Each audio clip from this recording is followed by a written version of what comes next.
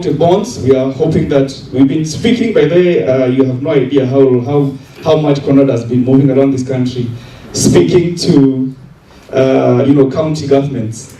One of the things that we have had that has not worked for us is because a lot of these county governments, the balance sheet may not have been as good as it should, but with the route of securitization, we're able to have some of these counties being able to raise funds, and that's an area that is also moving forward.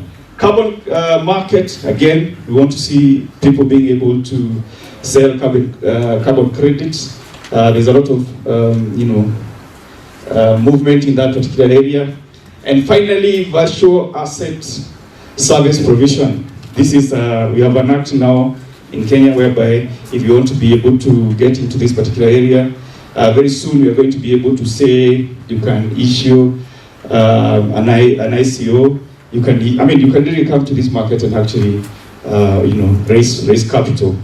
And also, if you are those people who want to get in crypto, again, there will be regulations around that, and you're able to, get assisted. So this is helping us much, and also we are hoping with this, we move away from the grey list, and we become white listed, and we are very, very hopeful. Now, internet service providers, again, that's another area in technology. That's another area that you can actually come into and maybe offer services. Currently, we have begun to MSMEs. So if you want to list your small company, you have your area there, you can actually come in and be able to invest.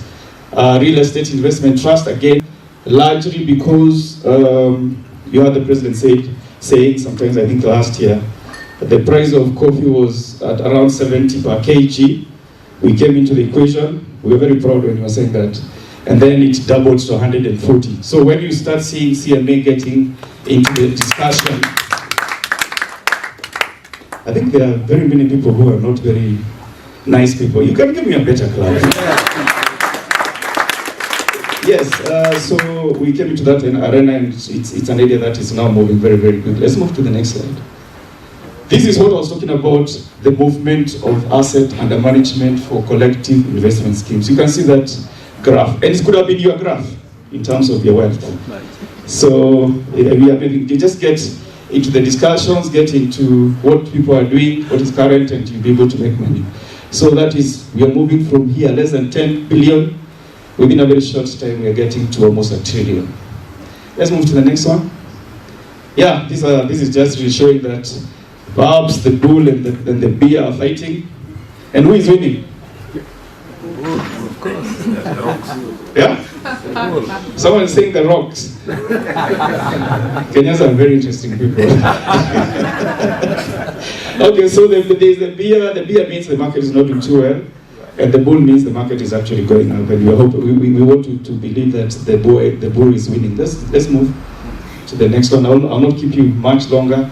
Can this be done in India? Like we are saying there, there are situations whereby we've been able to see progress being made also in Israel and also as well. And we need to make now progress, Dr. Shem. So hopefully, we stand ready. Whatever you need, we are more than happy to be able to provide to yourselves so that we can move this forward. Next, to get a lot of people into the financial system. Then next, into the financial system. Then next, also along that, then we also launched. Along that, then we also launched the fourth medium-term plan. You can actually come to this market and make a lot of medium-term plan. You can actually come to this market and make a lot of money, and also come to this market and make a lot of money. And also, we should be able to say that if you look at, for example, the NSC, capitalization, it was 268% within just 1 year.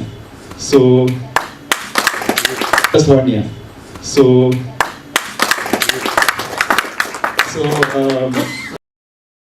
just make sure that you are on that train. So we would like to say this is the best time for you to be able to come to market and be able to invest. Let's move to the next slide.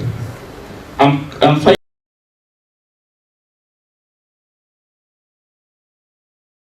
talking, you guys can also talk, isn't it? Talking, you guys can also talk, isn't it? Higher. I just want to give you higher. I just want to give you two options. Option one, you earn Kenya shillings 1 in month 1, but each subsequent month previous. Option 1, I can see a handful. 1 shillings. And then option 2 is 100. Okay, fine. I have like 5 people option. Option 2, and there are another, maybe 6 in option 1, and then option 1, and then is at 1,023. And then the other person who was doing 100 continuously, you can see where they are. They are at 1 million. So how many are still in option 1? Okay. How many are in option 2? Okay, fine. Let's move on. Next. Here. The guy who was having 1 shilling doubled and going on, now they are at 262 and 1,143. And then we have these gentlemen, from this other side at 1.8 million. So how many are for option 1? And how many are for option 2? Now I can see option 2 are many now. Alright, let's go now. The final one. So the one who was in option 1, they have 16,777,215. And then the ones who was having 100,000 per month is having 2.4 million only. So what are we learning from there? You need that? Okay, fine. It's actually the miracle of compounding. Just go to the next slide so that I can actually close. It is the compounding over time. So if you have not started investing, ladies and gentlemen, it is today that you start. Asante sana.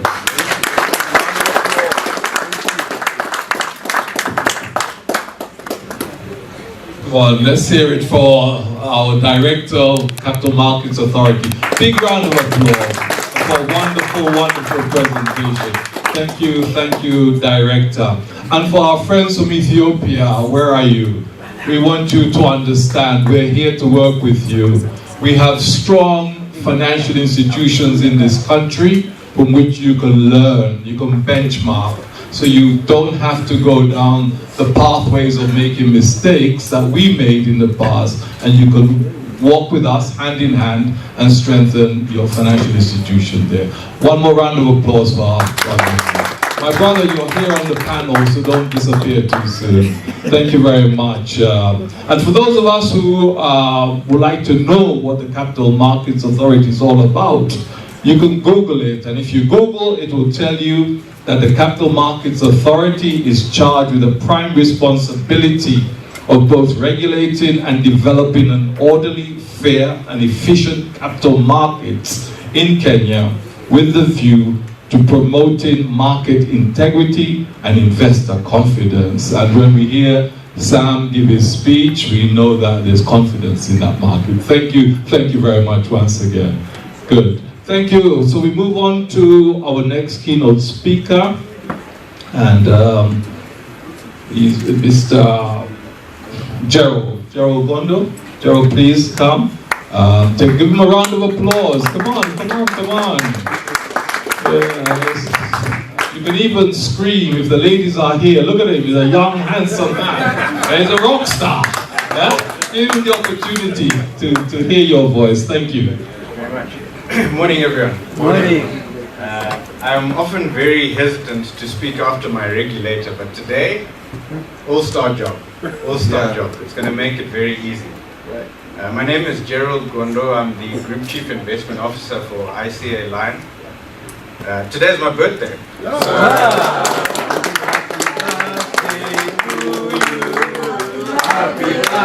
birthday to you. Happy birthday, dear Gerald. Happy birthday to you. Had you woken me up as an 18-year-old and said, when you turn 44, you'll be speaking to the Africa and Kenyan Diaspora Association, I would have said that's a very boring future life you've got. But yeah, as I woke up this morning and was preparing for today's address, I thought to myself, geez, what a time to be alive. One, waking up with people that you love around you is always a plus.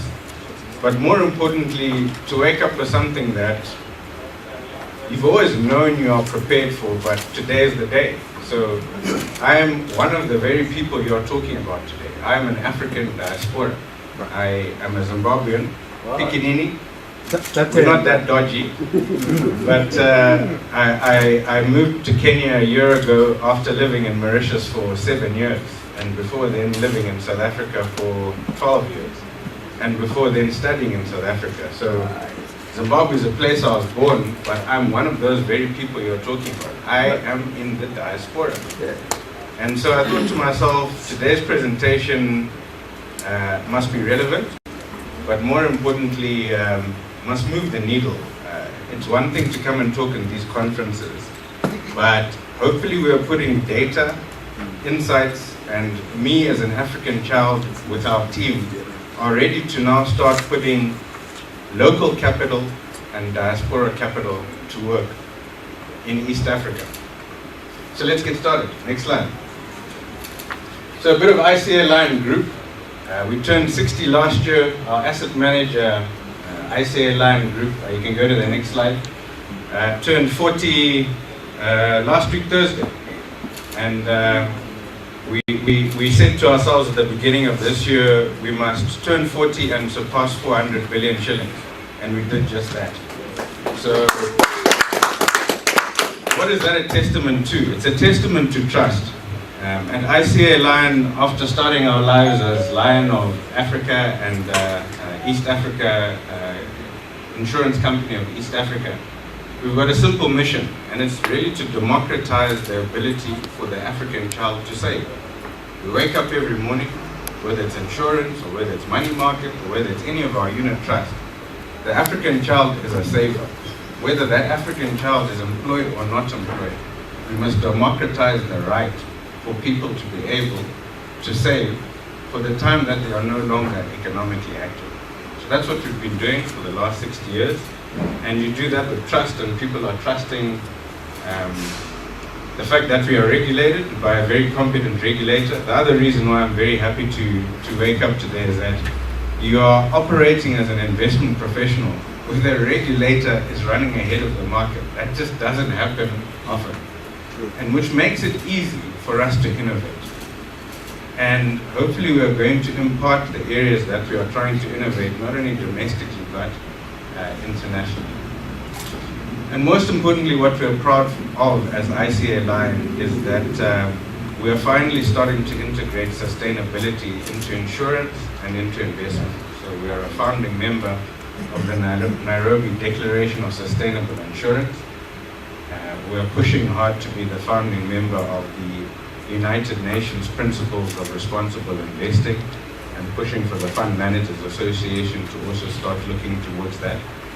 Really because, yes, we want to make good investment returns, but there must be investment returns mindful of the society, the environment, and the people that we are living with. These investment returns must translate into a good environment in which we are all living.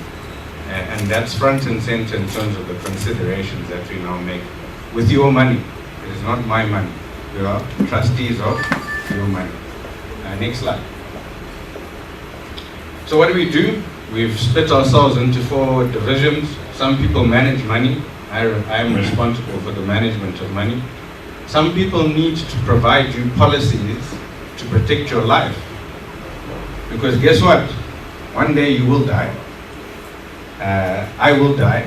And we want to make sure that we leave something as a legacy for our children and for the people we care for. And so we must instill that discipline in all of our lives early, and we must make it easy. Right now, you should be able to start saving for that outcome. In the short term, many of you, how many came in a car today? Motorized vehicle. How many are sitting on their cell phones right now? Is it insured? These things that you're acquiring, these assets you're acquiring, you must protect them. So, get some insurance. And then lastly, how many people here have a family trust? Hands up. What's that? Exactly. So we want to also ensure that you can build a legacy, intergenerational legacy, because we are tired of pitching up at the magistrate's court. And Gerald, you left problems for your children. So let's structure our lives now, African child, to make sure that in the event of your demise, it's very clear, the last will and testament, what should go where, who should get that golf club, etc., etc. Okay, next slide. And the trend line is simple. What started off at around $20 million a month 20 years ago, in 20 years. That is the power of the African child. Because we often leave our homes from our community. And what do we then go and do? We don't go squander our future. We remember our roots and we send it back home. And we have at $10 or $20 million a month, that was subsistence.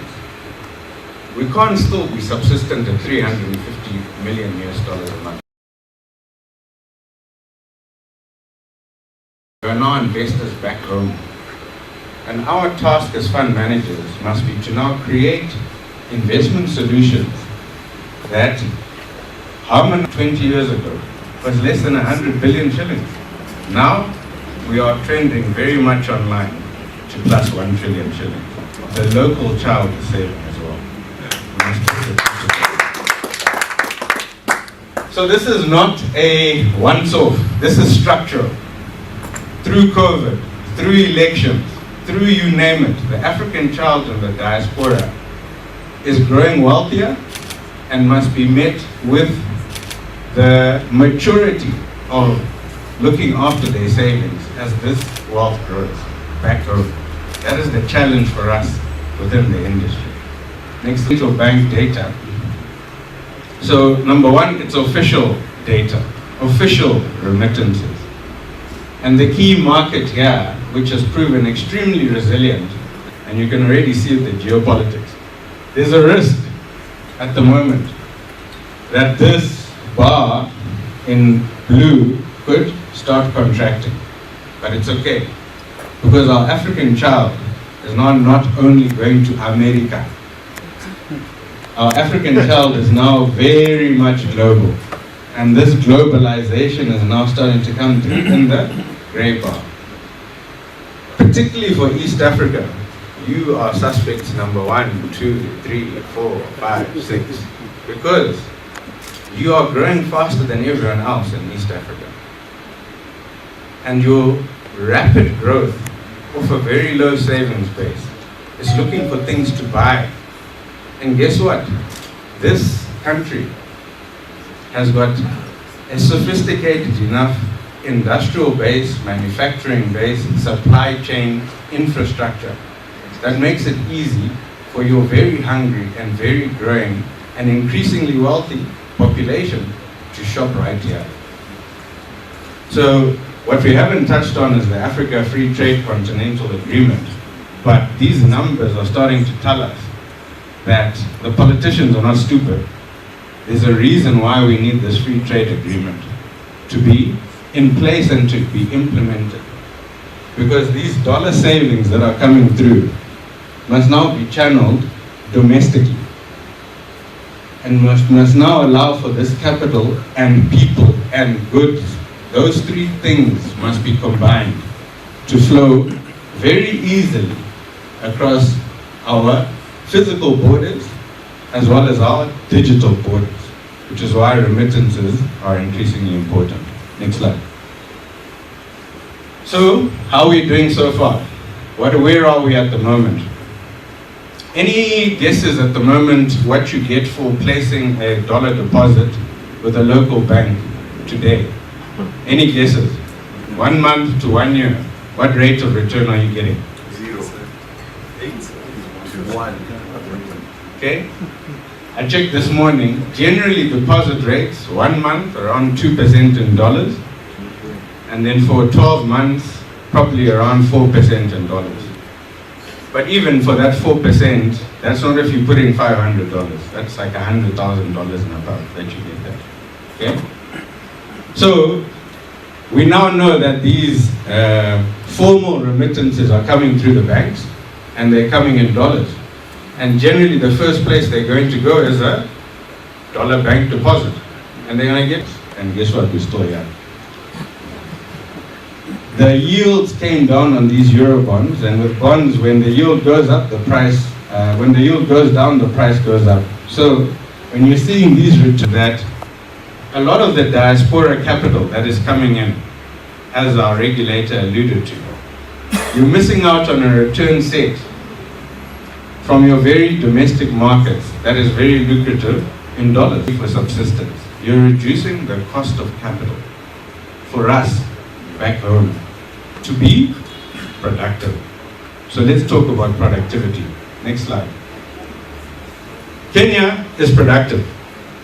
One thing I've learned in the last year is Kenyans complain a lot. But without your complaints, you also remain highly productive. This 5% average GDP growth is a lot more positive. Anything below 50, anything above 50, they're getting a lot more positive. That's a big growth driver. It now encourages us all to wake up in the morning and do more, hustle more, because there's a sign that that hustle will be rewarded. Next slide. Normalized environment. So, you in the diaspora, you're worried about the purchasing power of the money that you're sending back to Kenya. And all credit to the central bank, and today is an important.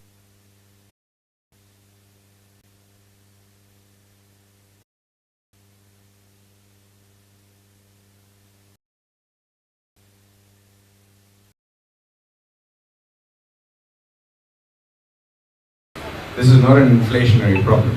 So all credit to the central bank governor in Kenya. That's true.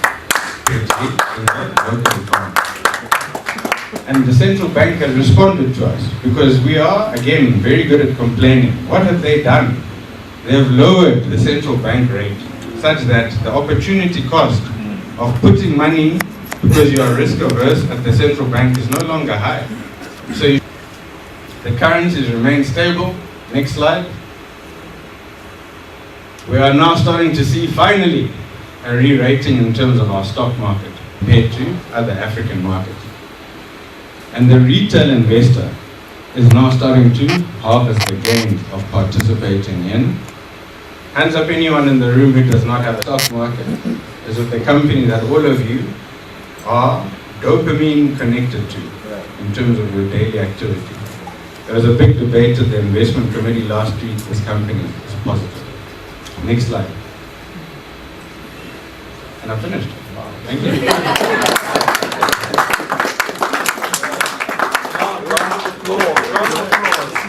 And we're happy to note that the liquidity has returned to the productive sector.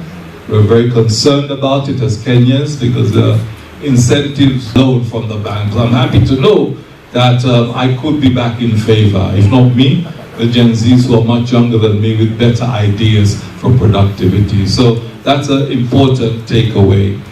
Second important takeaway is the sustainability which you talk about within the insurance industry. The insurance industry over the years has been fueling the banks. They are manacled and shackled together. If you look at the history of most of our banks, they have an attendant marriage with insurance, with an insurance company, IECA, right down to the farming community, to the manufacturers, and to those who are timbering on a daily basis, creating productive activities in this country.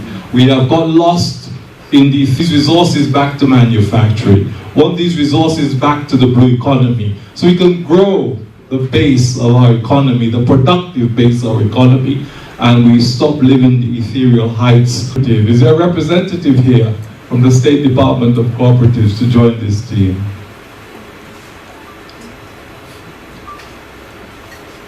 Okay. Let's wait. And finally, a SASRA representative. Do you have anyone here from SASRA?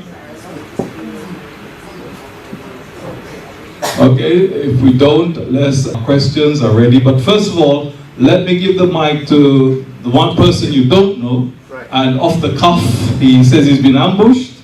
Let it be. He's a man of mature. This event at the end of every year, because of my close association with the Dr. Ochodo, and I've been a very strong supporter of the course of this. We've continued to work closely together to share ideas on how best we can support the agenda of this administration. Well, my name is Otieno Stephen.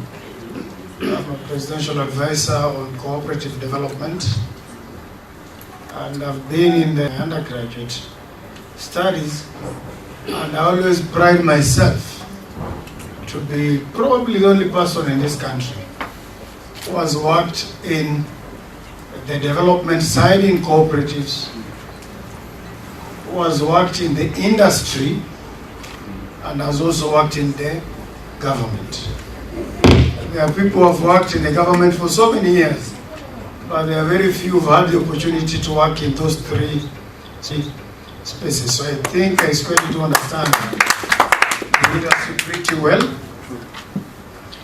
And I have a very radical way in terms of how I look at the agenda of the industry, with a lot of experience both locally and internationally, and particularly looking at how we can transform the industry. We pride ourselves to be the best in Africa, but in what? We need to, more importantly, considering that the Cooperative Monitor Index, which actually releases the top performing cooperatives in the world annually, out of the 300 top performing cooperatives worldwide, no cooperative has ever featured from Africa. So, you know, and put them together and subject them to an exam, they'll still be number one, isn't it?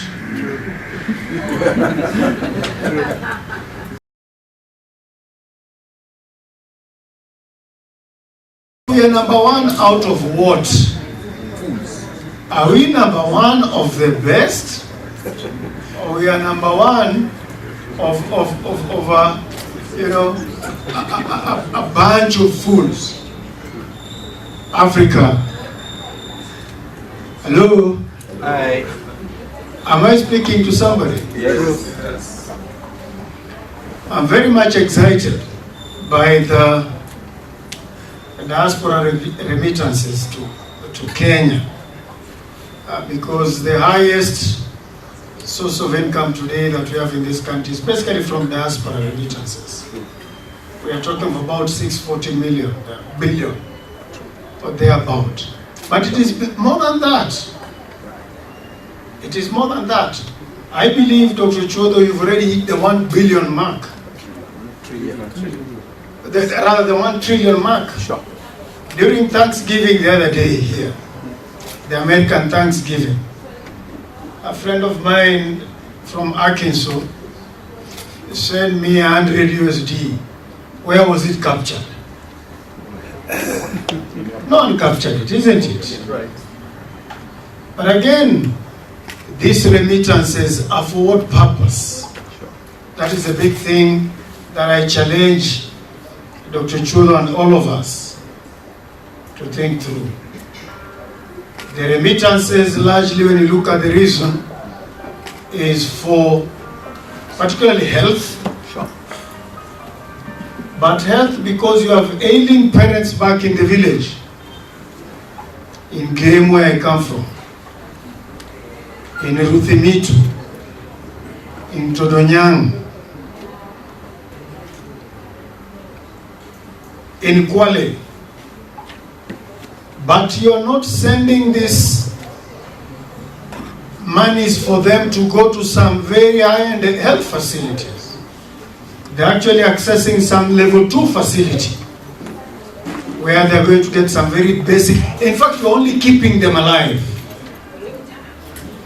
The second reason why we receive remittances in this country is for education.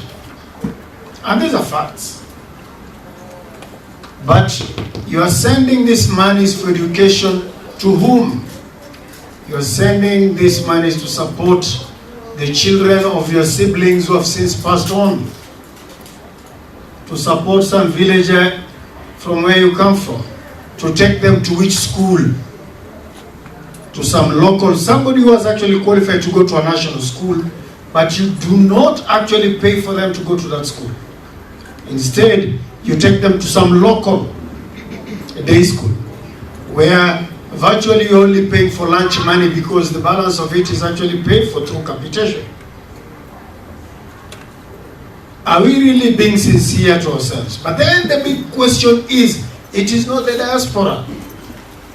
The big question is the systems that we have here. The diaspora people have been conned. People have stolen from diaspora. Diaspora, when they see you, when you visit them out there, they see a thief.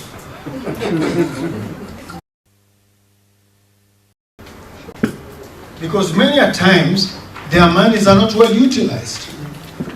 And if we can be able to model platforms through which they can be able to make remittances for purposes of investment, then we shall actually be moving in the right direction.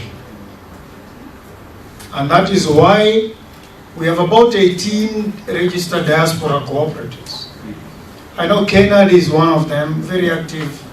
I've just seen the kind of work they're doing even in Canada. This week there has been something in Ottawa, actually yesterday, I think the day before. And I saw Kennedy very actively involved, where my colleague Jao Koburu participated in. I know the Kenya-USA diaspora. I know the efforts that have been done by the the Qatar diaspora, which has the highest number of persons in the diaspora. I know what has been done with the diaspora in Nigeria, South Africa, where my good friend comes from.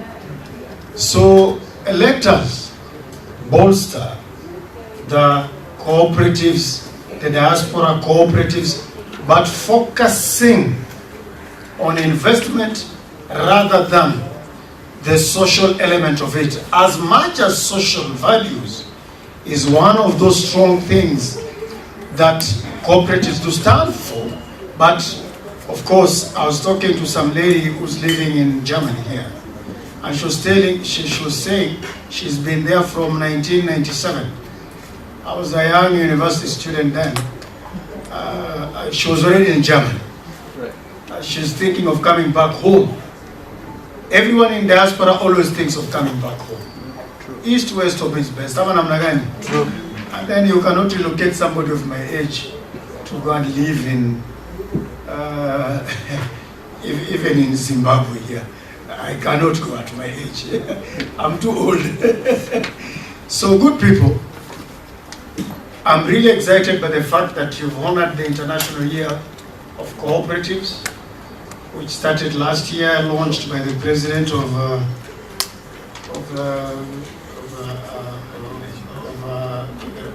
the UN, SG, and I'm happy to have participated in the coming up with the communique that was actually presented there. And Ariel Guarco has been very much the President of ICA International, has been very much profound in terms of driving the agenda I know we've just come to the conclusion of that in Doha the other day, but I still wish and I pray that ICA have a cooperative desk working together very closely with ICA Africa, Dr. Los Karimi, to drive the agenda, very structured agenda of the diaspora driven by the diaspora. Thank you. Round of applause. Thank you very much. This is authentically a presidential advisor. I'm not certain if you have seen or met one, but he has spoken many pearls of wisdom. Come on, let's have a round of applause for him.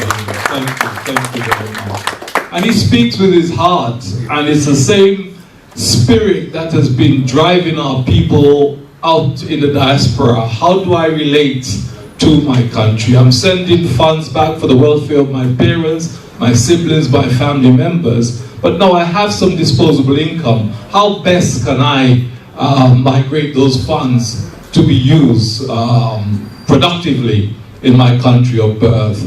As Brother Stephen Otieno has said, the issue of trust and the trust deficit. Hello. The battery's gone, is it? Sorry. A little bit of a technical age.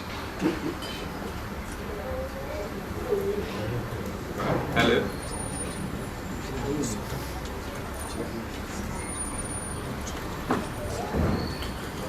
Testing.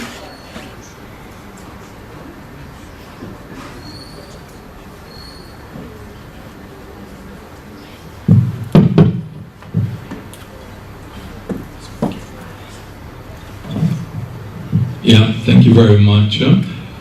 Yeah, the issue of trust. How do we now build the bridge? That trust deficit has been alluded to once again. And more importantly, within the context of the cooperative movement, we have and we envision that the structure which the cooperatives present for investment, which is part of the DNA of our diaspora population, is something that we can use to move funds from the West back to Kenya. But if within the cooperative movement the issue of trust deficit is there, then we need to find a way, Brother Stephen, to talk about it, to ensure that structures and better systems and platforms are in place to diminish the issue of the... But I want to thank you. You spoke real pearls of wisdom. I want to open the floor now for discussion. Yes, so if anyone has a question, Madam Ruth, a lady from Kensington, please let me hand you the mic. Good morning, PAQ. I have a comment for Gerald, same name as my lovely son, and a question about my son. So Gerald, I totally align with you about the issue of family trust in shillings. Now, as a beneficiary of the GK estate, Kirima, I think I totally align with the time you spent in front of a judge in the High Court. If we had more assets and trusts, we wouldn't be dancing that tune. But the encouraging thing in the diaspora forming trusts, they require it to be very specific. So they want a trust for real estate, not their whole wealth. And I have been encouraging that, although in a sense it's dead money, in terms of it's not getting any interest, it gives a lot of security that does bring more diaspora funds in. So I align with you on that, and I certainly am pushing that idea. So, Brother Sam, it's one question, because I want to know, do you have any idea when you're going to digitalize your market? Because diaspora experience at the moment, when you have a share, even in our national bank, KCB, so you approach the registrar, that's like 3 months to get the paperwork done, and this is for diaspora, so they're living somewhere in Kensington, etc. Then after the registrar, you have to go to the stockbroker. That actually takes 6 months. And so after that process, then now you expect your dividends, which is, I would say a lot of diasporas just hold on to their shares, because getting the actual dividends is, they just even rather keep it there. So how can you assist the diaspora and perhaps the local market to I get my dividends 100 years later? And I would just specifically ask you about stockbrokers, because they are the most interesting in the paperwork requirement. So I wonder how you would encourage more companies interested in opening a stockbroker into this very elitist section of your trade. And unfortunately, questions. Let me put the mic back. Will they be able to remember? Okay, you've taken his hand up, so thank you very much. Thank you, sir. I may not be as elaborate as the London lady, but just very briefly about these family trusts. I am ambassador for older persons in Africa. And one of the things I've taken to myself, and he knows, is to help people understand about family wealth and family trusts. So, I don't know much because I'm a lawyer. I'm not an accountant, I'm not a financial person. But would you educate me more so that I can preach this gospel of family trust? The people who are in this one, vast number of African businesses that are collapsing after the founder is dead. We're also talking about the numerous court cases that go there. There's one family which has been in court for more than 50 years. So not even grandchildren, now great-grandchildren are involved. So tell us, what can we do so that we can generate this gospel and spread it fastest? We need salvation. Thank you. Yeah, Makofi, thank you very much. Yep, thank you. Yeah, thank you very much. My name is Ezekiel Mashara, CEO of Canbright. Question is obviously to CMA. First of all, thank you very much for that very elaborate presentation. I think from where I sit as an actuary, my biggest fear is we can't stop this. But there's a problem because what CS is replacing is a role that life insurance companies are providing. And life insurance companies have a fund manager, which is okay. But my challenge will be when just one small fund manager gets a bit too excited and then things go wrong, they will spoil the market for everyone. Very strong tool, especially in pension, where people want to develop solutions. I think they're a very strong tool, and I think they also a wake-up call to insurance companies. And I see a lot of insurance companies are actually opening CIS, which is interesting. So just from CMA, I know you don't have the answer today, but I think it's something that we start thinking about. Maybe we need to say if a CS reaches $1 billion shillings, maybe we need to have some kind of volatility capital set aside by fund managers, so that if this happy-go-lucky fund managers come into market, maybe you restrict them to $1 billion shillings on CIS, and then anybody above that can now put some capital for shareholder. I think that will be something that we'd like to see as we see this market go above $1 trillion. Thank you. Yeah, thank you very much. I think we can respond now before we forget. Let's start off with our brother here, CMA. Please, the questions that were asked. So I'll deal with the hard questions, then I'll give you the simple ones. Actually, I'll do the opposite. I'll do the simple ones and I'll let you do the hard ones, and then I'll be regulating you as he's answering the questions. Okay, let me just get into the first question from PAQ. I think that's a wonderful question. But I just wanted to say we pride ourselves as the most digitalized capital market in Africa. But I don't want to defend myself. So I think what may be the problem is the fact that there are some people who are left behind when we went to digitalization. And I think we have not laid a lot of emphasis around that area. And I think that's what we need to do. So that whoever is out there and they had bought shares and got a certificate and they are still having a certificate, I think we need to mop that up and then we join them in the digital space. Because currently, if you bought a share today, for example, and when I'm with an intermediary around me or like my girlfriend here, I don't talk too much about that. It's the fact that if you buy a share today, within 3 days you get your shares on your account.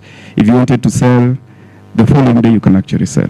So what used to be there 60 days before that one is not anymore. But what is happening now is, if you have in the diaspora, you bought a share and it was on a certificate, once you come here, you'll be required to put it in a digital form, and then after that, then you're able to sell. So that's why it's taking a bit of long time. So I think there is a sense in which we need to mop that one out. The other thing is that, like I said earlier, we have apps that you can actually go into a fund manager's or a stockbroker's app and then be able to do your order, and then that order is going to be executed. So I think we can have a longer discussion around that and see how then you can be assisted. Whether someone can actually be able to own a stockbroker, we are open. We've been, sort of giving licenses for fund management in a very big frequency recently, and that's the talk of Nairobi, that if you want a fund management license, you can actually get it without a problem. So, and then again, also, if you want to become a stockbroker, the only thing is that you need admission at the Nairobi Securities Exchange. But once that admission is done, then we are able to make you a stockbroker. It's only that you need to put aside some capital, and then you're able to come into that space. CIS group, we are all looking at that. You see, we spent a lot of time trying to grow the market, which was necessary, but we're getting to a point whereby it's a big chunk of money that is actually with this, with CISs. Like I said, we are competing with diaspora remittances. So I think it's useful, and like you said, and it's coming from an actuary. I think what you're saying is at a good point. We're also discussing around between what you call ordinary CIS and also special funds, ordinary funds and special funds. An ordinary money market fund or a special fund. That needs to be cleared, and I think this is a time that we need to do that. And I think your comment is very timely in terms of making sure that we don't get to a situation whereby one CIS collapses. And Thank you very much. Before we go to Gerald, I think you skipped over something which I think is very, very sensitive, and we want to get clarity on this. Madam Ruth mentioned that there are only 3 internationally registered stockbroking companies. It seems to me that there's an ingrained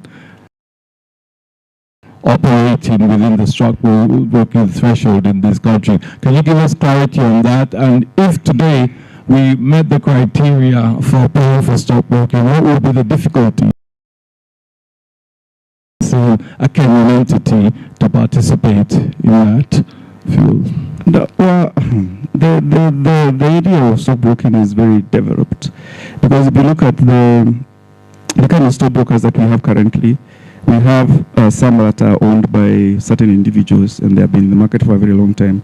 But what is even more interesting is that a lot of our banks have actually a branch that is actually doing stockbroking. So I wouldn't say that there are 3, but maybe I'll need to get more information around which those 3 are, because we have, if you talk about Kenya Commercial Bank, they have a stock brokerage arm.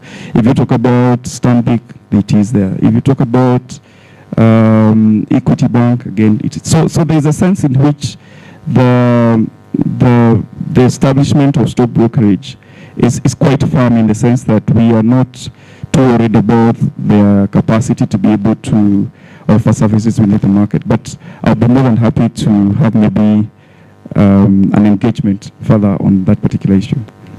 No, thank you very much. Come on, round of applause for Gerald, the birthday boy, please. There's several questions which were posed. I see there's one on family wealth. Yeah. And the point was made that family business and the data speaks to only 30% of family business actually go to the next generation successfully. Most of it collapses. So maybe you can shed some light on the questions posed by our brother here. Thank you.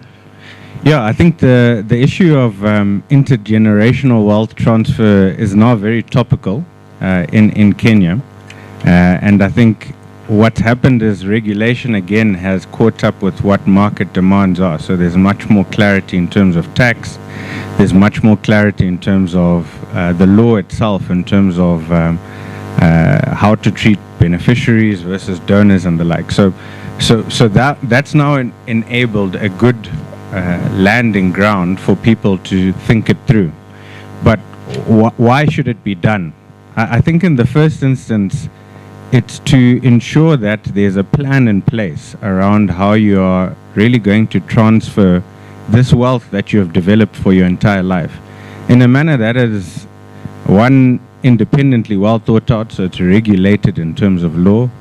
Two, it's very clear in terms of what the role is between you as the donor or the settler of the trust versus what you are providing to your beneficiaries. But three, it removes you and removes everyone else from what's going to be a very emotional time.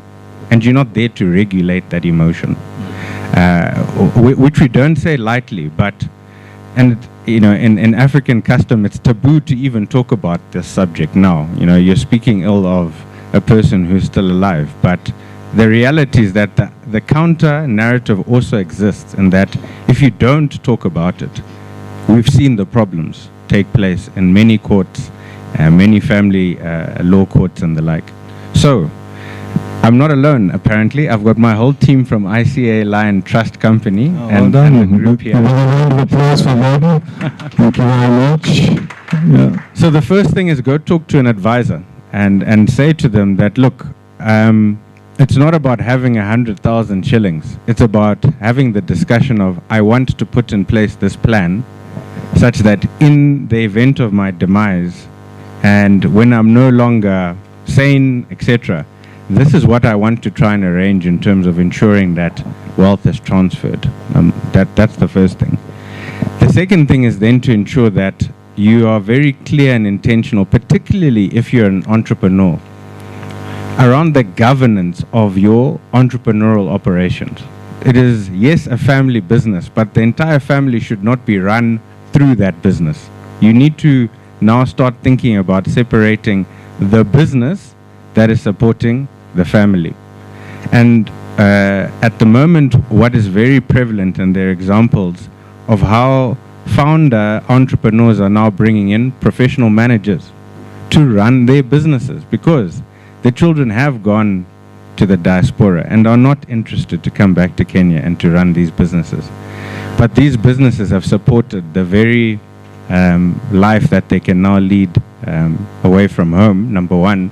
Number two, it remains a family business, and you then need to ensure that you put in place to separate family from the entrepreneurial and operating activities that your business is undertaking. And then lastly, protection, which is very separate to the legacy protection. So in South Africa, your biggest savings base is the funeral assurance policy. And in Kenya, our biggest savings base is the SACCOs, the SACCO society that we have, which is not accounted for, by the way. And what that is saying is that how are we disseminating this story about wealth transfer? We must use these very channels that are already established. The fact that you and I have not had a sit down to talk about trust is a problem, because you've got an established network, as an established medium to now start disseminating this very important knowledge for particularly Kenyans that are now starting to try and make plans around the future. So we are putting our hands up to say we must take this message to you, but deliver the message through pre-existing channels in which you're already familiar in terms of how the savings mechanism works. And all we are doing now is to bringing in trust an efficient medium for you to enhance how you are looking to think through the transfer of your wealth to the people that you love. Round of applause. Thank you for Sam. Maybe just one point. How many of us here have a will? A will? Will? You've written a will? Because I think that's the next stage. I think we all need to do this thing.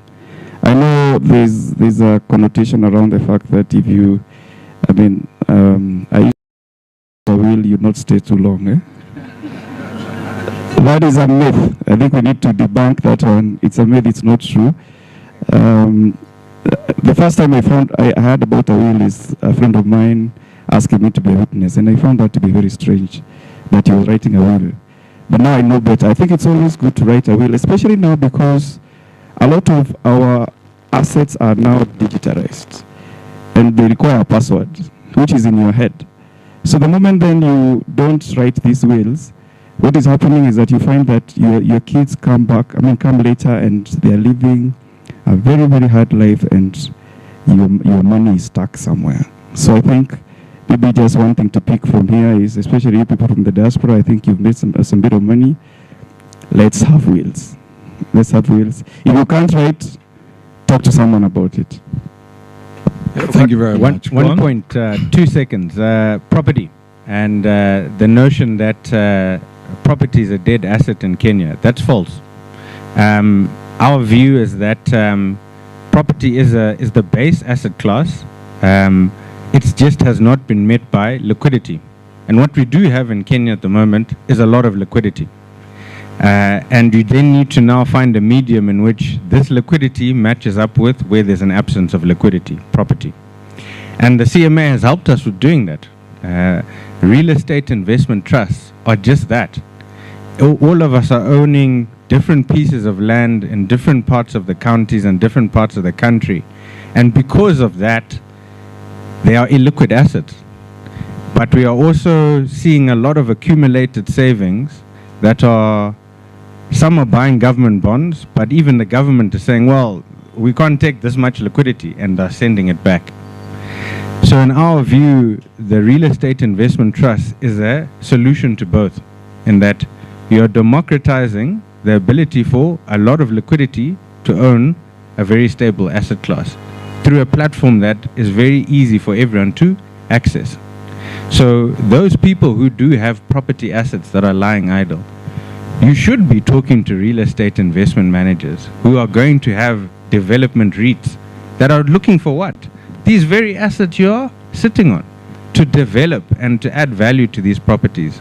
And then once those properties are developed and they're generating rental income, the market will recycle that capital into income REITs. There are investors, pension funds, insurance that want the income coming from property that has been developed by the development REITs, and they sell the developed property to the income REIT, and all of you in pension funds now can harvest the income coming from that. So the capital market can be used as a mechanism to solve this well-known problem of an illiquid asset class. Thank you very much. I think it adds to the point that it's about education. I know my generation, I've been here for 40 years, I've seen a lot of things. I have a lot of friends who have inherited properties from their parents, but in the same vein, the same mold that property was inherited, it was squandered. They had no other agenda but consumption and sale of those assets. Is the situation improving now with the second wave of inheritors, those now, and how would education impact on their management ability to handle these resources, hard-earned resources earned by their parents? So yes, it is changing, and it's starting with conversations of this nature. And the approach that we take is simple. You do need to realize the fact that beneficiaries are going to want, amongst a host of other things, but generally, a roof over their heads, food to eat, medical cover. Once in a while, they are going to want to go to the dentist and all other life problems. So the trust that has been set up must provision for that component of life events, right? And The underlying market or market solution for that could be a money market fund, or call it an emergency fund, which is an asset of the trust. But then these beneficiaries must realize that this thing has not been created to end tomorrow. Generally, it's been created to last a number of generations. So another pot must be created for the future, which will invest in longer term assets. But lastly, everyone must accept there is a budget. This is not a forever ending pot that everyone can milk off. You must live within your means in order for the long term objective to be achieved. So it's a discipline everyone must now accept, but if implemented correctly, not everyone is happy, not everyone is sad, but the objective is being met. There's provision for short-term needs and provision for long-term needs. Yeah, thank you very much. Round of applause for a wonderful answer. Come on, we have the government special advisor here. We haven't, over my years with KDA, had the privilege of having such a representative in our midst. Do we have any questions for the advisor? Please, yes, Professor. Yep. Just a simple clarity that I'm asking. Just introduce yourself. I am William Ogara. Yes. And Dr. Stephen Otieno, in your concluding remark is that you want to see a diaspora driven by diaspora. Could you please expand a little on that? What is the status now?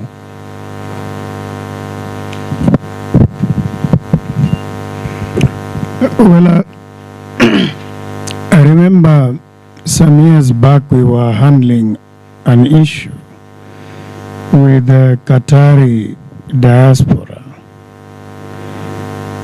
And the issue was, again, a matter of trust. Because somebody goes out to Qatar or whichever nation state and comes back here, they are diaspora. They've been there for a year or couple of years, and they come back here.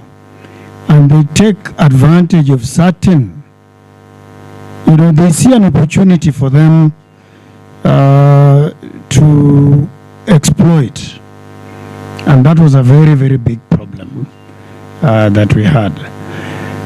I'm happy that all diaspora circles,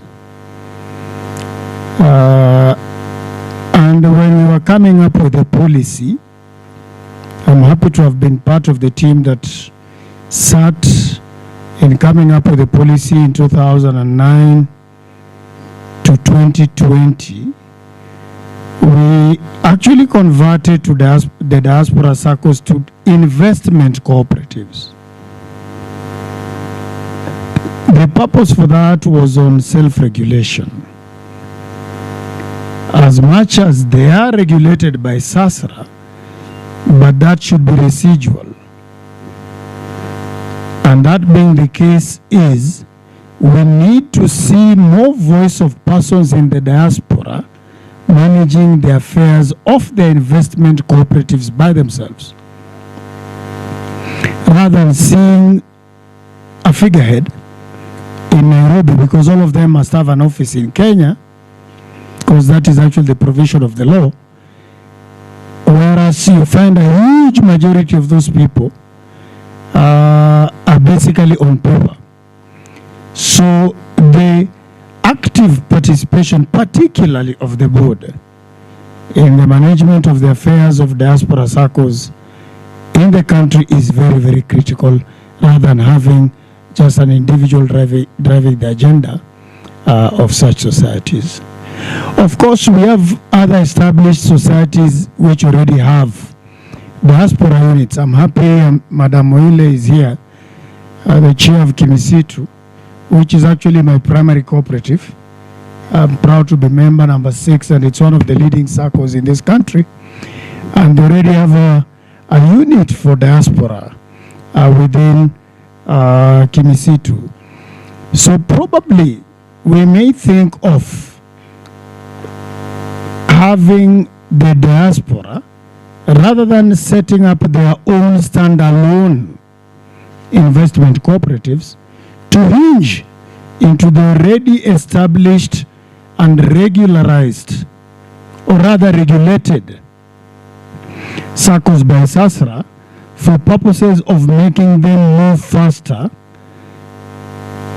because of the high prudential standards than them being standalone. I'll give you examples. We have a society in Nigeria, South Africa. We have a very small one in Egypt. But when you look at them, they are largely on paper. The cost of them even managing their AGMs is quite costly, because for them to do an AGM, it means they have to facilitate a cooperative officer from Nairobi to go to that destination. So I would strongly urge, as a policy issue, and of course if agreed by the Diaspora Alliance, if we could persuade the diaspora to hinge themselves into the already established 374 SACCOs regulated by SASRA, because of the levels of the already established prudential standards. Thank you. Thank you. Round of applause for Bonus Stephen Otieno. But as we know, cooperatives have been, over the years, become highly politicized. Yes, and speaking to members and senior officers within the State Department of Cooperatives, within the ministry, they have mentioned that has been a challenge in getting diaspora cooperatives registered in this country. To what extent, from your own experience, are you seeing the influence of local politics in impeding the movement, the progress of diaspora cooperatives, and be through regulation here in this country? You know, one interesting thing, when we're coming up with a policy, which is now session of paper number 4 of 2020, we persuaded cooperatives to actually self-regulate. But interestingly, the team, which it was actually made up of people from the industry, when they went to come up with a draft bill, they instead brought in more powers. They vested more powers to the government rather than to themselves. You get that paradox? Politics will always be there. And politics, even in your house, there is politics.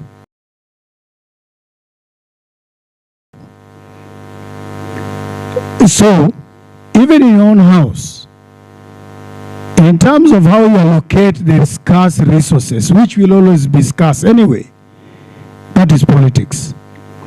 Government will always, all governments world over, will always have interest in cooperatives. And that is why even this administration, development of the MSME sector, I saw somebody from MSMEs here, agriculture, rather health, affordable housing, and then digital and creative economy. But then there is cooperatives. Because all governments, particularly in the developing world, do realize the need and the value of using cooperative to mobilize. And then look at the financial sector in terms of what cooperatives are actually contributing. I was in Iran a couple of months ago. Look at what cooperatives are doing in terms of supporting the health sector, rather the housing sector in Iran. So anything that touches on economy has to, invite political interest. And as such, it could be subtle or it could be overt. But politics and cooperatives always go together. Like I've always said, there are three governments in Kenya particularly. We have the national government, we have the county governments, and we have the cooperatives as a government by itself. You mentioned the contribution of cooperatives in terms of GDP in this country, which is quite enormous. The biggest savings in this country, singularly, is actually through cooperatives. Which government will not have interest in that sector?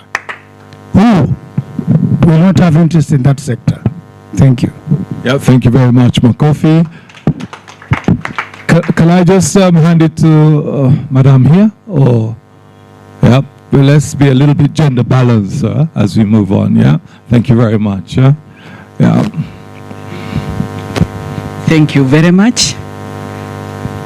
My name is Florence Oile, the chair. Yes, the chairman of Kimisitu Sacco. You are the chairman. So currently I'm the chair of Kimisitu Sacco, and I'm glad Steve have mentioned at the end that he's actually my member and one of the very powerful member number 003? 6. Currently, Kimisitu has over 30,000 members. Kimisitu, because you said we are digital, you could even be Googling as I talk about Kimisitu. Many people are celebrating also anniversaries. I'm also glad Kimisitu this year.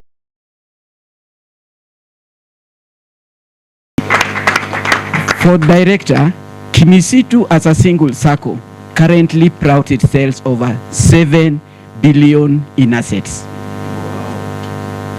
Wow. Kimisitu, I know we'll have a day tomorrow, but I am speaking because I know there are lawyers in the house and there is always a clause on the right of reply when you are mentioned. So Kimisitu is from the word Kilimo na Misitu, which was started over 40 years ago by first a few people from ICRAF, which is agroforestry. Then afterwards, they opened their door for like-minded NGOs, many people. I remember the first 10, it included members from organizations like IDRC, IOM, IUCN, you name it. At the moment, there is also the greatest concept where we open the bond, so we can pick any like-minded. I want to speak this in relation to what my sister said, especially in terms of the stockbrokers.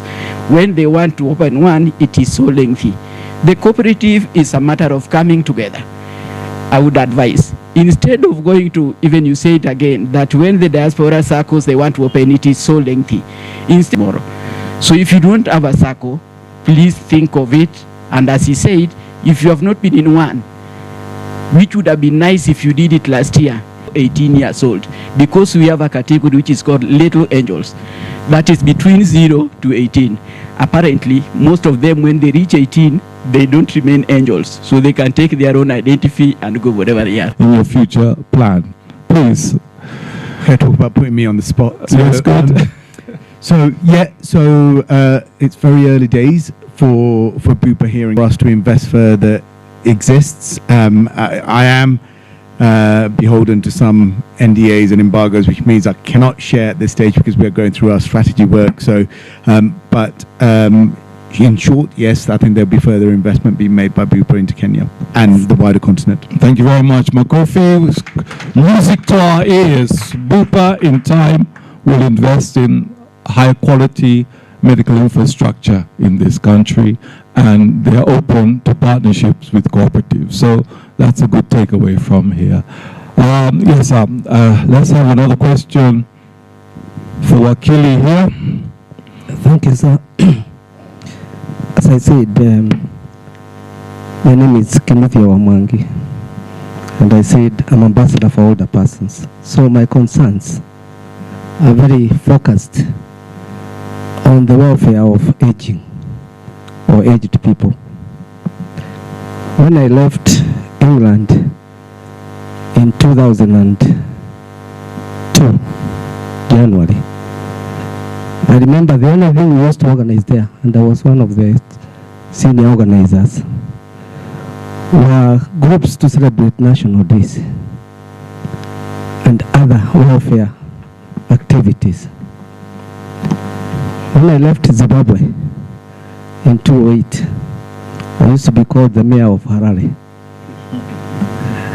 I remember what we used to organize with the very heavy support of the ambassador of Zimbabwe, Kenya's ambassador to Zimbabwe, where he gave us space to be meeting, was to organize organizations for Africa Day and also for welfare. And 2007, we played a major part in keeping people together when Kenya was breaking into pieces. But now, listening now to the type of diaspora we have, and this debate about circles, so I'm wondering, a lot of people, a lot of young people, and I have 4 of them in another country somewhere. So I know what is happening there. I still don't yet. I'm very, very happy. It was a God-given opportunity. How can we have a resolution coming out of this conference whereby we make it a deliberate effort to recruit in every country our people there who are there, some who have lived there longest, to create cooperatives so that these cooperatives can support them in old age to avoid what we are now calling old age poverty. Because when you are not able to work, when you are subject to a lot of sicknesses, diseases, and you don't have income, it is. How can you help us to create a world movement to recruit people in every country? Because now we are many there and you know them. We are like Zimbabweans. Zimbabweans at that time, there were 3 million outside Zimbabwe. Now Kenyans now are the Zimbabweans of today. So how can we make these Kenyans create these cooperatives? 1, they'll create more wealth, and 2, they'll create safety for themselves in old age. Please think of old age as you are discussing and how we can help these people in foreign countries to really not encounter old age poverty through creating cooperatives. And the EU government, now we have a State Department for Diaspora. You can lead the charge, the Rhino charge, and help us to move there. Thank you very much. That's a very, very compelling question. Let me pass this on to our brother Stephen Otieno to respond. Thank you. Thanks a lot. I actually want to throw the challenge to KDA. That the communique that needs to come out from here should really work on, putting a very clear statement on how KDA wants to work with a selected number of investment cooperatives in this country. We know them. We don't need to pick the entire 384 regulated by SASRA. We probably just need to pick on maybe top 10 or top 20. And first of all, take advantage of those who have already established mechanisms like Kimisitu. Work with people like Mwalimu, which is the biggest SACCO in Africa. The police, work with those ones so that we do not, to have a cooperative society to be well established takes time. So by working with already those ones that are existing, and that makes it easy for KDA to basically have MOU and then, reach out to the diaspora to be able to see on how they can work on, particularly on the investment wings of those circles. Of course, including Harambee, which has a very strong investment wing. Bupa, you talked about, so I think I've addressed your issue. Yes, yeah. Bupa, you mentioned about your role, particularly in the healthcare. And I've been a very strong proponent of the health issue in this country for many years, even before I came into this administration. Because when you look at even insurance penetration in this country, it's less than 3%.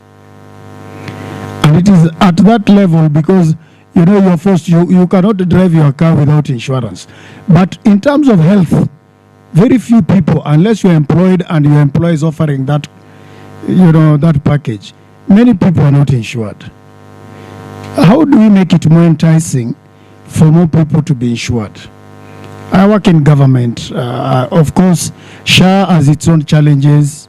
SHA is meant for specifically a category of people. We have to appreciate it, just like NHIF was there. But then, how do we work, for example, with cooperatives to ensure that penetration in health insurance is enhanced? And we don't need to start even with the small cooperatives. Let us just target the 384 regulated by SASRA. It's a pity that SASRA is not here, but it's easier to work with SASRA because you see they are able to capture that data, because that is what is most critical. And then working with KDA again together to see how that is actually enhanced. So I'm actually challenging KDA from two fronts here. One in terms of investment, diaspora investment, because when one time I did calculation, as much as we are saying we are now getting into the country about 640 billion, when you calculate it, what on average, not every person in the diaspora sends, you know, remits back home here. But on average, when you look at the number of people in the diaspora, there are how many? Are they 3 million? 1.8.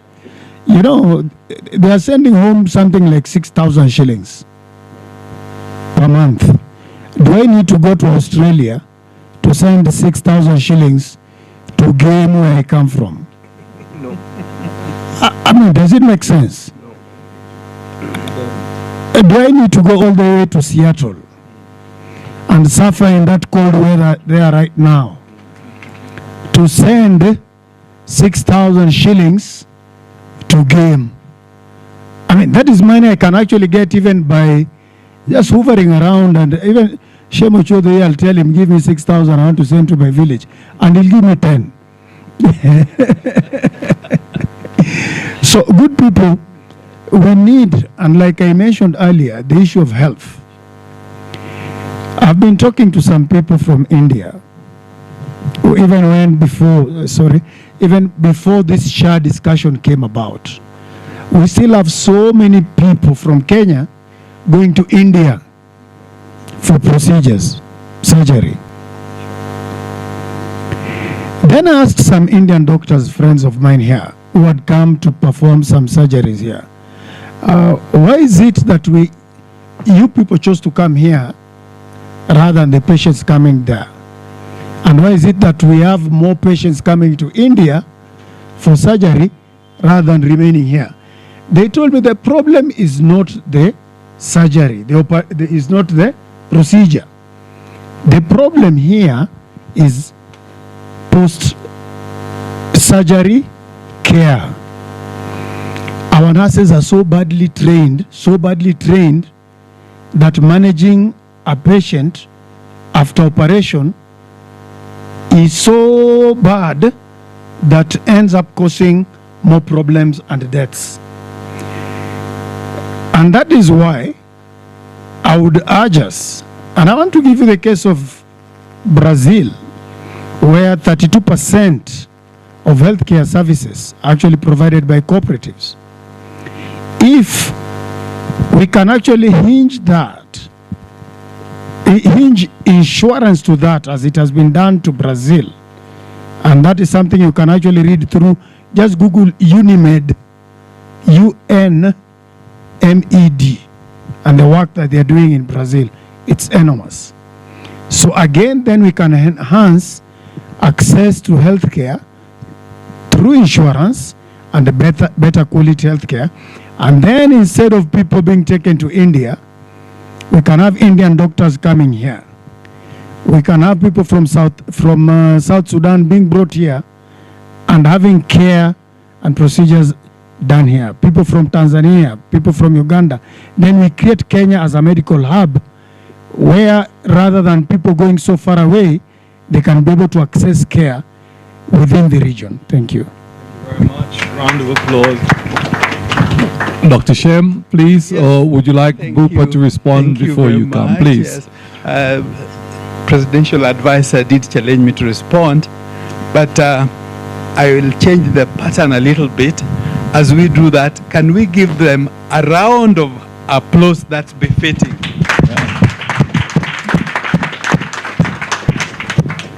Thank you, gentlemen. You can have seats.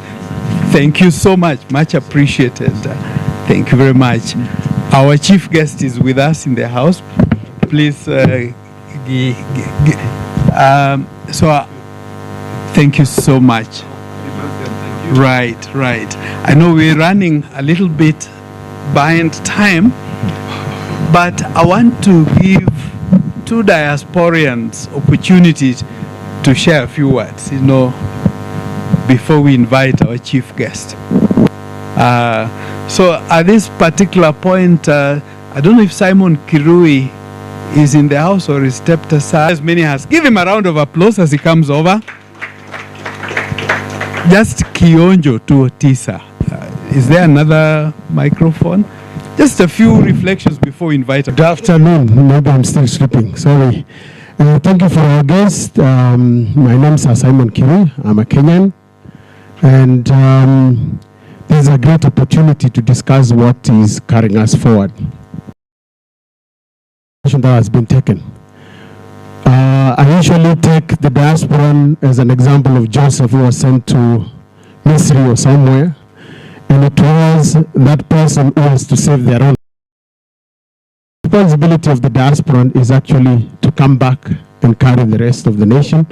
And as it has been deliberated, we have a role, and I think the opportunities are great. One of the greatest issue that has been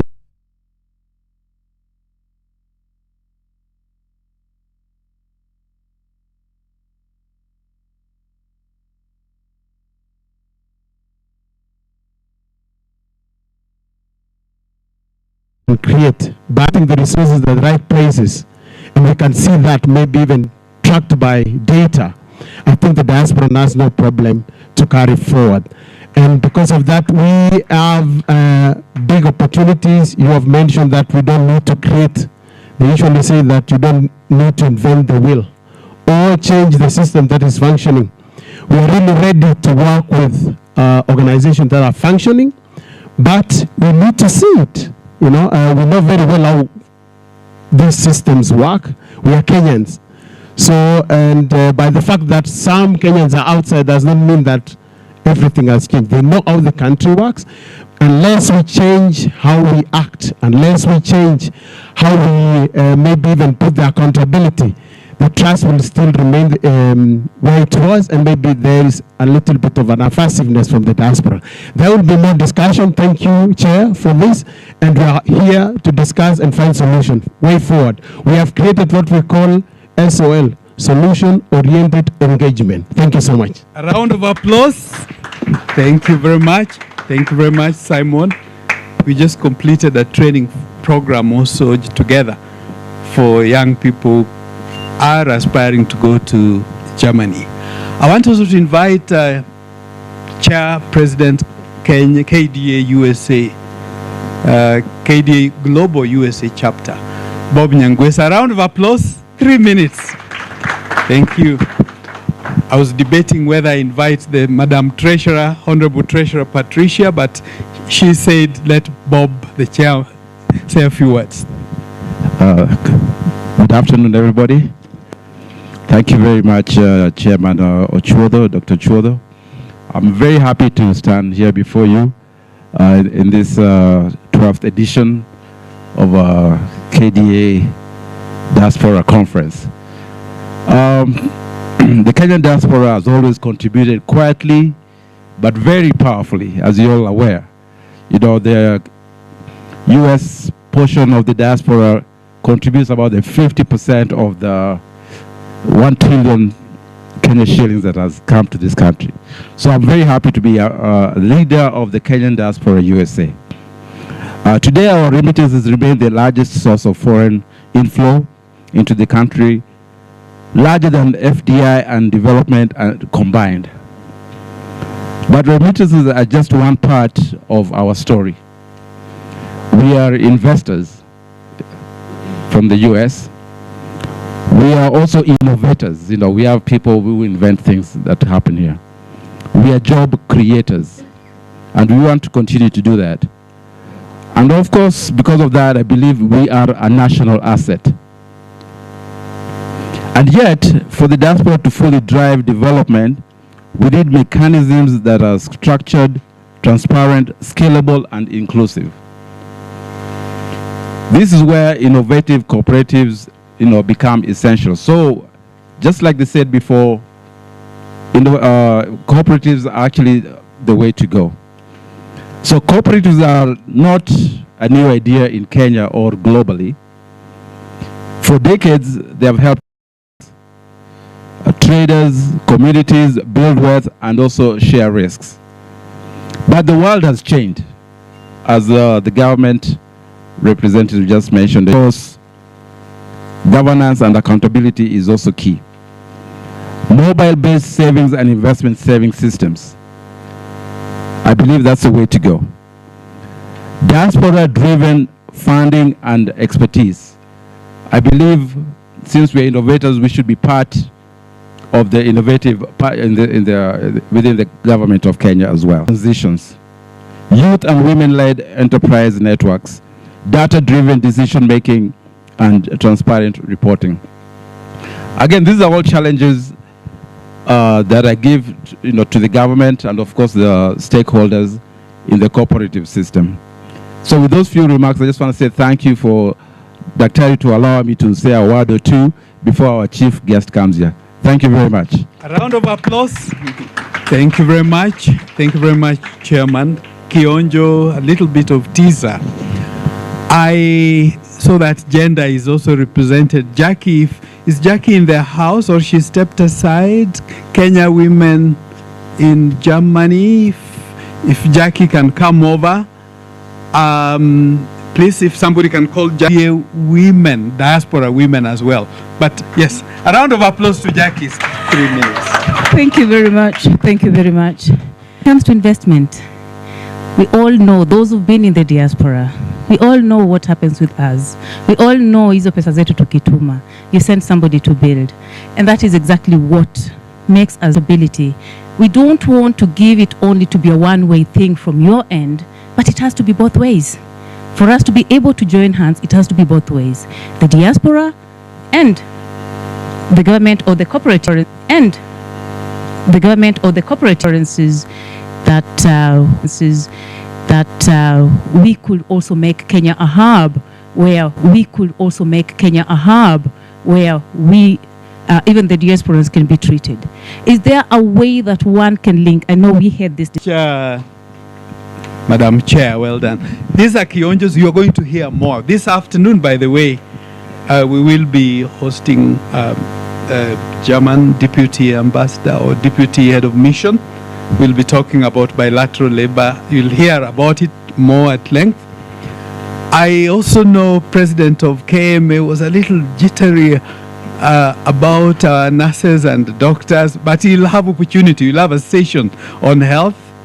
There is still quite a bit. Our delegation from Ethiopia, actually we're also expecting some from Somaliland, the Minister of Mining and Energy. So there's quite a bit yet to come. From Uganda this afternoon, we'll be hearing about rural health cooperatives. So there is quite a bit in Kionjo too. I wish we had a long time to go through all that at play. Even Royal Highness Meredith, who just traveled last night from Accra. As we are talking here, Accra is also, they're having also their diaspora investment event. In fact, one appeal, as I invite the chief guest, that I'll be making just 2 appeals on behalf of the larger Kenyan diaspora community. And probably if we have in the house, I know African Americans, Vacation, Kimberly, Paul, and so on, who, if they're not here, they're on the way. Chane Muraguri, founding President Kenya Community Abroad, Canada and America. Brother Gishani, just wave so that they give you a round of applause. So, thank you. So there's quite a bit to interact. And other colleagues, that one is that in a way, we have also stable rivalry with Ghana. They are racing. We're trying to bypass them. Ethiopia is also trying to bypass. Kenya is also. But they started it in Addis Ababa. This is why we are delighted. The headquarters of Africa is Addis Ababa, Ethiopia. So when you have the leadership of diaspora matters from Addis Ababa, we are very much, this is continental. It's not just Kenya. And it's global. That's why we have the Caribbeans. So please, if we work as one Kenya, then we bypass Ghana a little bit, then Ethiopia bypasses us a little bit, then Uganda catches up, then the rest of Africa will be greater. Remember, then Africa will be saved.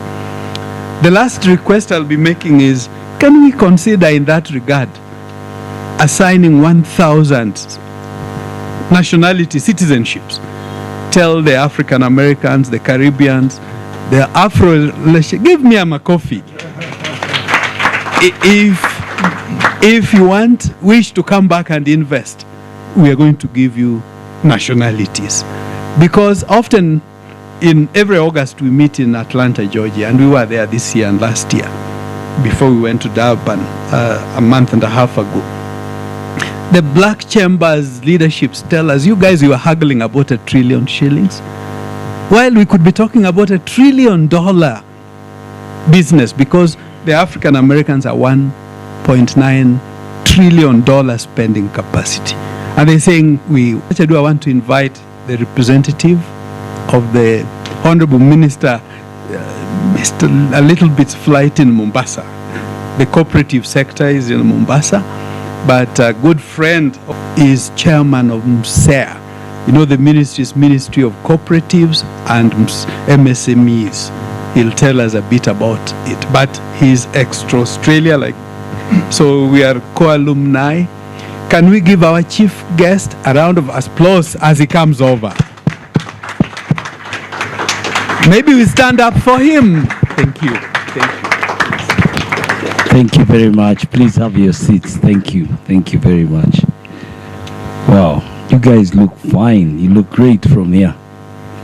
So allow me first of all to bring greetings from my minister, give him my speech and send him back where he came from. So I obediently came back. I was actually going for him because I whispered to Shem, if you don't get him out of the office, he will be overwhelmed. So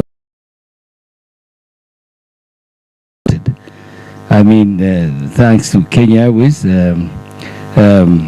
he's not made it on time, but he had his speech ready, so which means he was ready to deliver it, and I'm only going to do that, and then after that I'll also give you my own thoughts, because I had requested Shem that I should share.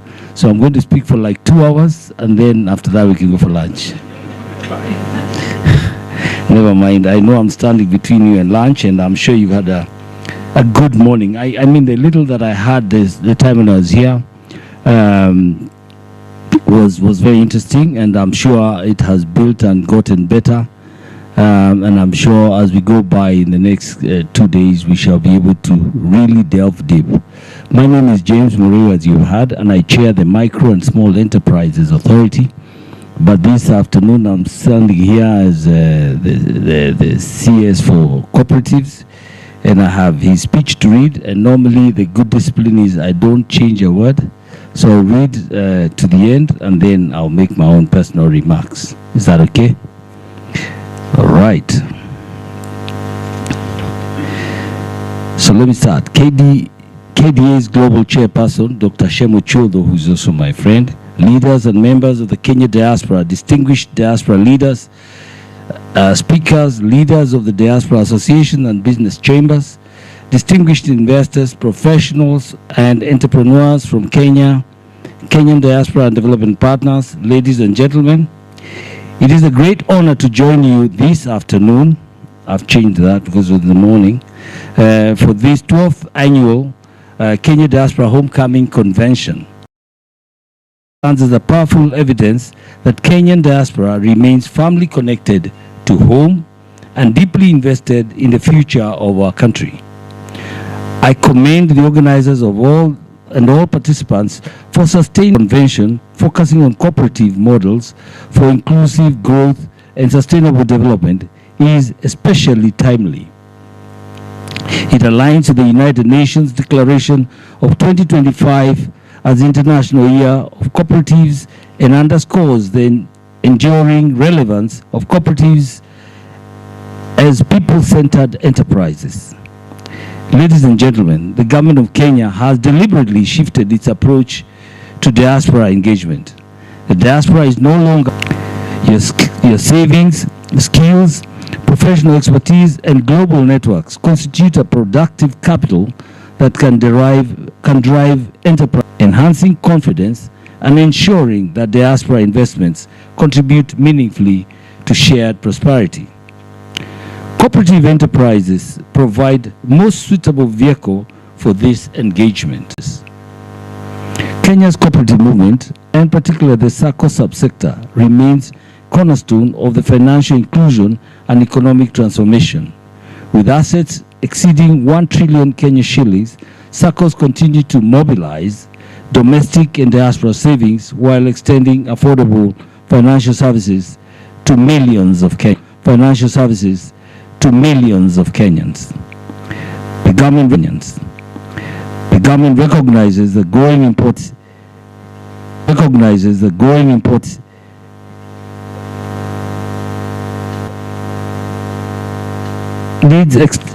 the same time we need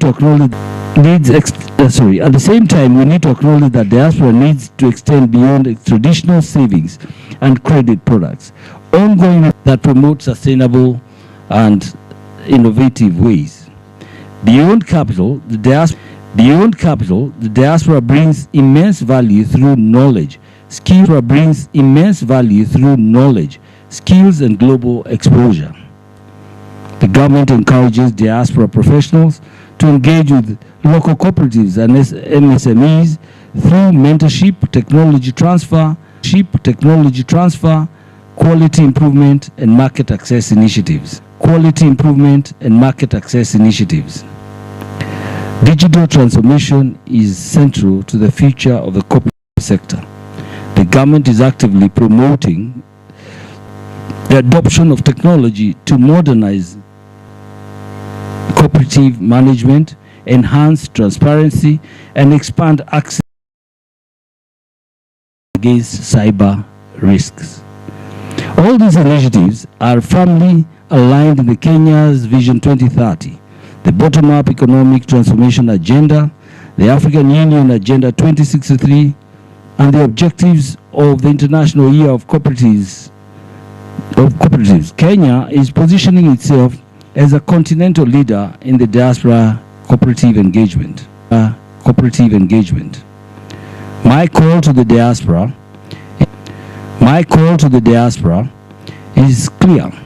Organize into strong, well-governed cooperatives, partner with existing cooperatives and MSMEs, and invest in protection and an enabling atmosphere. In conclusion, diaspora engagement is not a charity, but a partnership for mutual to appeal, and I'll make a small appeal about supporting the LA Olympics. You heard the President of United States talk about our earth-beating athletes, and he just put a remark there. I thank the Kenyan Diaspora Alliance and all partners for convening this important convention, and I look forward to practical resolutions and partnerships that will emerge from these deliberations. With those words, I now officially declare the 12th Annual Diaspora Homecoming Convention officially open and wish you fruitful engagement. Thank you, and may God bless you and our cooperative movement. I did not add a word. I read as the obedient servant, and that's what there is. But allow me now to just give my few remarks regarding, first of all, what I picked from the ground here, because I was sent as a messenger with this message. I must also take feedback, and I've taken note, as some of you were speaking, about tax on remittance. Personally, I think that is something that ought to be looked at urgently, because how can you tax an already taxed person? You're taxed in the US, you're taxed by the remitter, and then you're taxed by the recipient. I don't think that's right. I have taken note of that. I've also,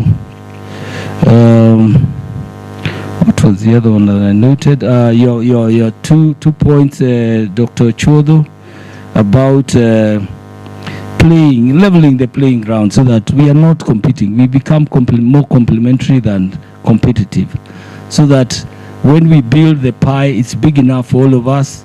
And instead of looking at you as an adversary, I look at you as somebody who can support my cause. And the last one that I picked again from Dr. Chodo is they consider assigning 1,000 citizenships. That's a great idea in 2028.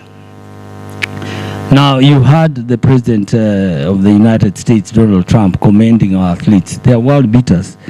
We can make the rest of the world that has not yet been beaten through support by the diaspora team. Now, I had the great fortune of being appointed by President Maluki to serve as the diaspora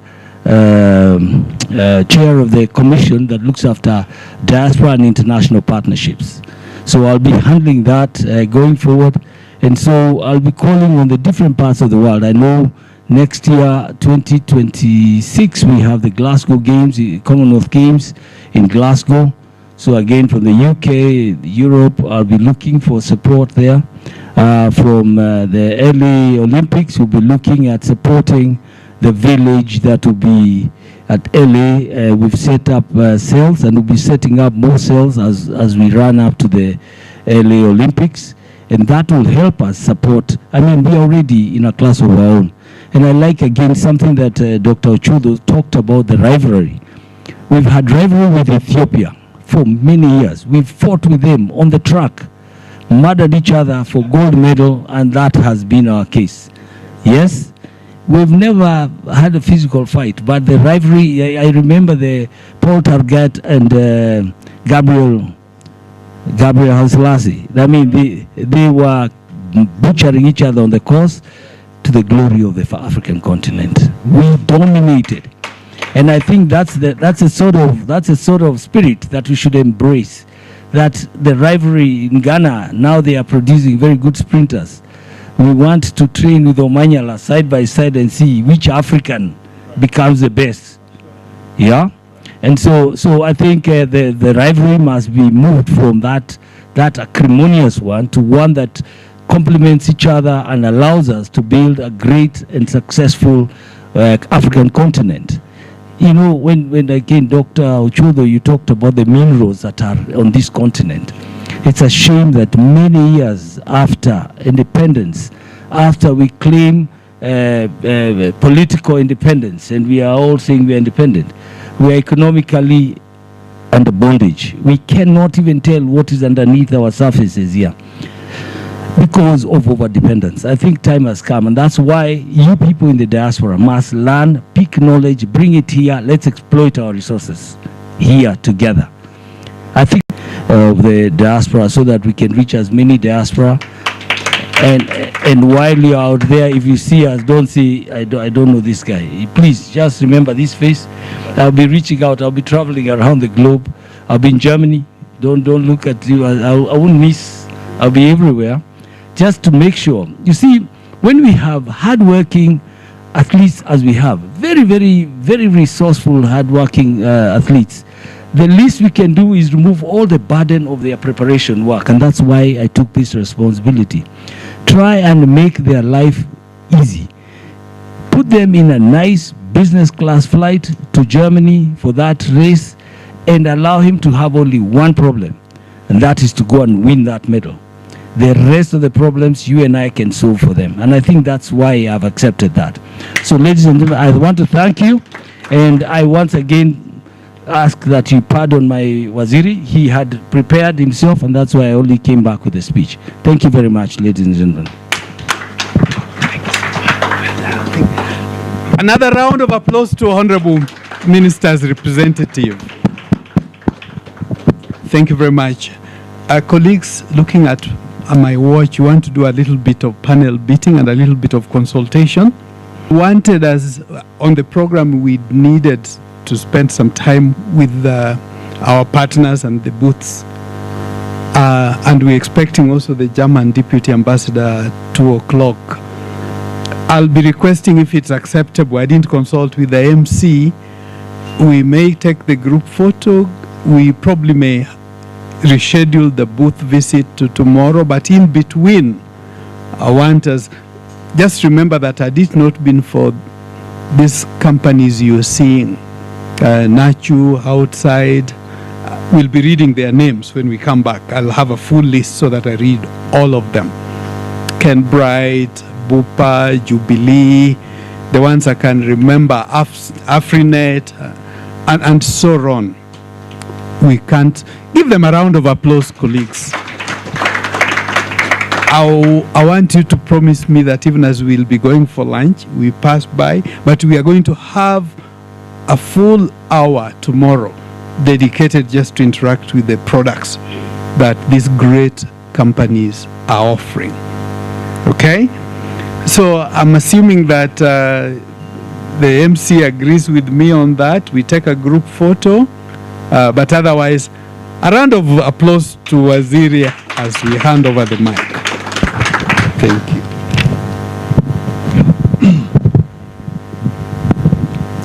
Thank you, Chair. In total concurrence with you. I think we've earned our lunch. We sang for it, we spoke for it, we drank for it. I think, give yourself a round of applause for a wonderful morning session. We head towards the dining room, which is right at the end, beyond where we had tea, an early morning tea, and lunch will be for 5 minutes. As the Germans are going to interrogate the activities of our exhibitors. Yeah. In the meantime, those who have spoken this morning would like to have a group photograph with you, and you'll be directed as you leave the podium where the group photograph will be taken. So thank you very much, bon appetit, and see you back at 5 to 2. Thank you. Sorry, can I officially declare that we are now, the meeting, as the forum has been opened. Thank you, Madam Minister. Thank you very much.